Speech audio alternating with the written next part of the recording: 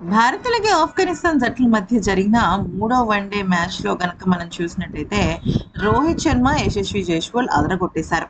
ఇక రోహిత్ శర్మ అయితే 9 4లు, 3 6లతో చెలరేగిపోయాడు. 79 పరుగులు చేశాడు. ఇక దాంతో 128 పరుగులు బంతులు మిగిలి ఉండంగానే భారీ స్కోర్‌ని చాలా ఈజీగా ఛేదించేసింది.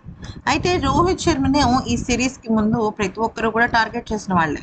ఇక రోహిత్ శర్మ రిటైర్ అవ్వాలి. లేదంటే కోహ్లీ లాగా దెబ్బలు తగిలిన తర్వాత ఇంట్లో కూర్చోవాలి. ఇలా రకరకాల మాటలు మాట్లాడారు. ఈవెన్ గౌతమ్ గంభీర్ కూడా రోహిత్ శర్మని జట్టులో నుంచి పక్కకు పంపించడం కోసం పొమ్మనలేక పొగ పెట్టాడు అన్న మాటలు కూడా వినిపించాయి. కానీ యశస్వి జైస్వాల్ లాంటి ఒక యువ ఆటగాడితో సమవుజ్జిగా ఆడుతూ చాలా అద్భుతంగా రాణించాడు.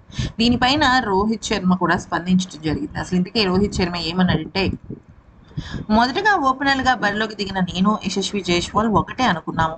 ఎలాగైనా సరే ఖచ్చితంగా ఔట్ అవ్వకుండా క్రీజ్‌లో నిలదొక్కుకోవాలని. అయితే బంతి గనక మనం గమనించినట్టయితే అంత సులువుగా అయితే ఏమీ లేదు.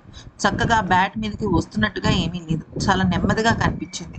అయితే చాలా బంతులో అంచనా వేయలేక ఇబ్బంది పడ్డాం. ఆ సమయంలో ఒకటే అనుకున్నాం. స్ట్రైక్ రొటేట్ చేయాలి. అదే విషయాన్ని నేను యశస్వికి కూడా చెప్పాను. యశస్వికి ఒకటే చెప్పా.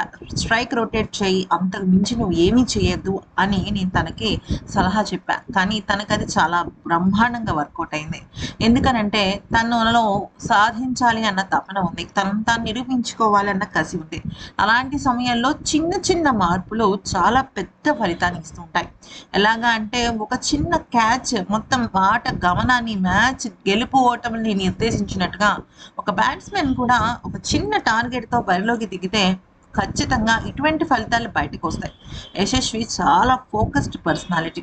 తన ఆట కోసం, తన గెలుపు కోసం, జట్టు కోసం ఎంత కష్టమైనా ముందుకు వెళ్తాడు అంటూ రోహిత్ చెప్పుకొచ్చాడు.